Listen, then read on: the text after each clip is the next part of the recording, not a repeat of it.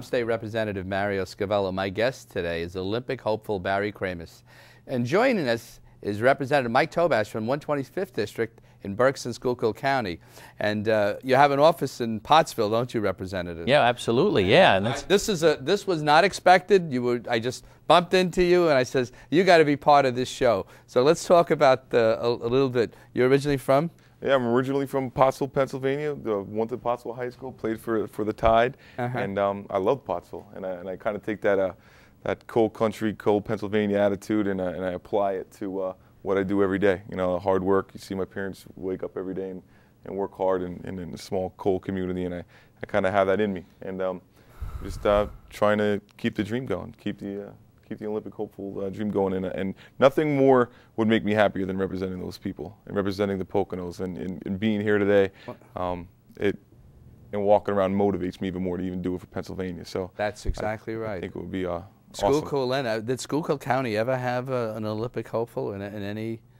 I know. Well, you know, we got Jim Thorpe that's just on the other side, and obviously, you know, the fame that's associated with that. And we've had a lot of great athletes, but as you said, you know, we're walking down the hall here today, and you introduced me to somebody who from Pottsville, where I live, and my children are going to be Crimson Tide graduates in a number of years. So, you know, that's terrific, and it's thrilling.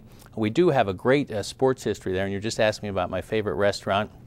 I can't tell you what my favorite is, but we have Maroon's Sports Bar that's in downtown Pottsville, and we had a great tradition of a super football team there that should have had a national championship, but with the politics involved, they don't have the award. But it's a terrific thing, and it's wonderful to hear how you've stuck with this and actually turn your love after graduating from high school and entering this in college into being an Olympic hopeful. Right. How exciting is that? It's very exciting, and as being a teacher, if there's one lesson, I think the big lesson is that dreams are possible. That's the one thing I'd want to teach my kids, and just to be able to do that and have this opportunity to be here and just sitting next to Mario Scavello and my Mr. Tobash here our representatives is kind of humbling for me. So yeah, we're honored we're honored to be sitting next to you. Nah. We wish you could be at your level. You know, Mike, I don't realize, but East Stroudsburg University, approximately 25 to 30% of the graduates that graduate stay locally, get a job locally. Of all the state system schools, we're #1, and there's a big spread between the next school.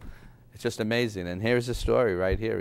Yeah, I mean, isn't that wonderful? I mean, you live in an area where certainly there's a lot of people moving in because of the desirable features of the district that you live in, and we get the economy going. We give people good reasons to stick around. You know, we wouldn't lose anybody. Those statistics, we'd see them throughout the Commonwealth. So we're excited to try and do that stuff in these legislative sessions that are coming up, and we're happy to have hometown heroes like you. Yeah, wouldn't that be nice? Yeah, exactly. Pottsville and East Stroudsburg together. They can share your gold medal. Yes. We can all take credit for it. Great pride in all of that, and being from both parts. Like I go back to Pottsville every other weekend to visit my family or so, and my family is so far they're knocking on doors, selling fudge, selling candles. To help you out. Oh yeah. So in 2008 I was able to take a semester off from teaching and actually go down south and get a nationally recognized javelin coach, and they donated, and people from Schuylkill County and from Monroe County raised so much money for me to go and do that, and I can't even thank enough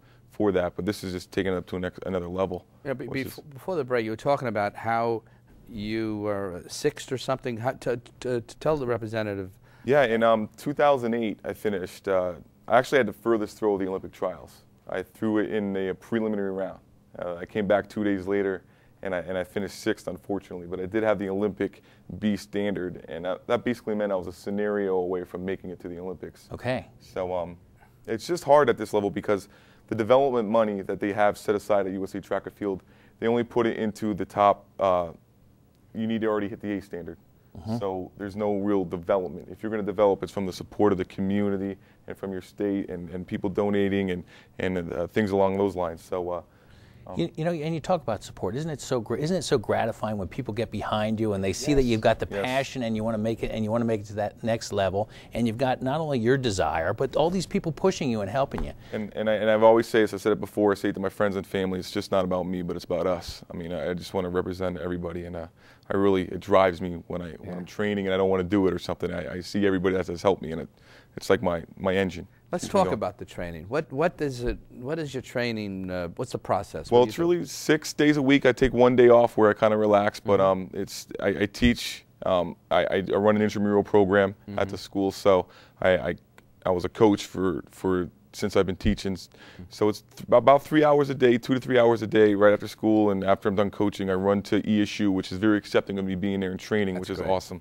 So I go there and. It's not just throwing. Some people just think I go throw things. You gotta lift and you gotta do things. It's right? weightlifting, it's speed work, it's plyometrics, it's and that's just part of the training. The other part of the training to me is eating healthy, which costs a lot of money. Taking the right vitamins, which is a lot of money. Sleeping right. It's being disciplined. You know, not going off on vacation when I know I have training. It's all that is included in training. So it takes a lot of discipline and hard work, but. You know, you're willing to sacrifice when you want to dream. And when you're making your move, let's say in between season, your school's over. How many hours a day is because it's not just 3. I'm sure you have more. I mean, it could be like, for instance, I'm going to be going down to North Carolina this weekend. I'm going to jump on a plane. My last day of teaching on Friday, and I'm going to go off and train for 2 or 3 days down in North Carolina because of the extended weekend.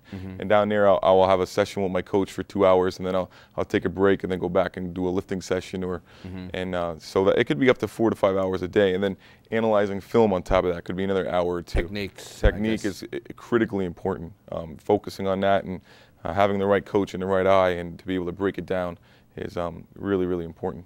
So it's a lot of time. It's just not the physical part of it, but it's the mental aspect of sticking with your journal. Mentally prepared. Yeah.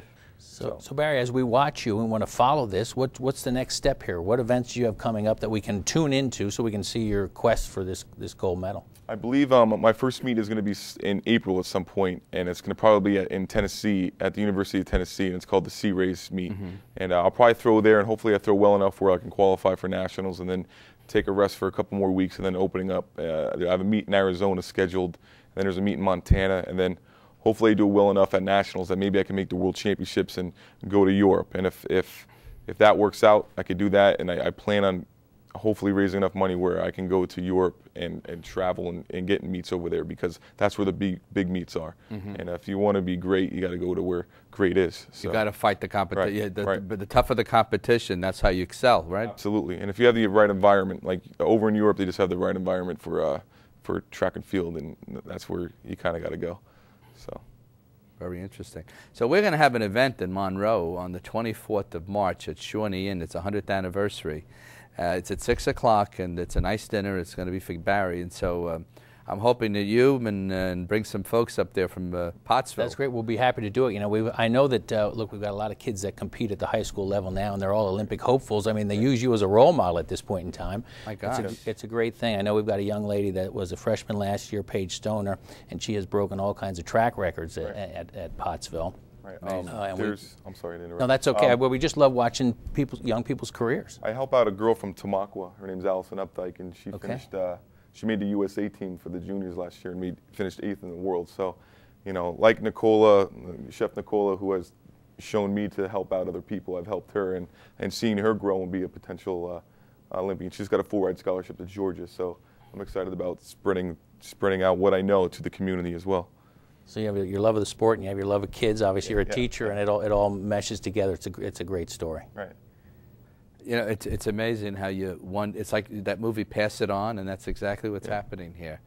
And you know, as legislators, it's really rewarding for us to see people that do that. And for me to see Nicola calling me and telling me about you, and then hearing what you just did. You're helping someone, and she's going to be a star in Georgia, and who knows? Yeah. You know, you keep up the good work, because I know it's not going to be an easy thing, but I've got confidence in you, because I think you've got the mindset. You don't have an ounce of fat on you. So you're all set. You're ready to go. So I know you and anything that we can do, we will do for you. Thank you. I really do appreciate it. Mike, what do you think? Well, listen, I appreciate, first of all, the introduction, and I look forward to seeing your family, around Pottsville. That's terrific, and beginning now to watch your career. And like I said, we're going to have to share that medal a little bit, Representative. Not a problem. After we hey, look, one thing I want one of these days is have some type of recognition here in Harrisburg from a school in Monroe County winning the state award or something. Right. Every time one comes up, we just miss out, and so this will be the icing on the cake to have some. Even if we have to share them at Schuylkill, Pottsville, and Monroe, this is you can't spread good news too far. I guess that's that's the answer, and I think it'd be great. It'd be great for the community, especially in these times that we're in right now, to have someone excel at that level. Really looking forward to it. It'll put the state school, on the map. Right.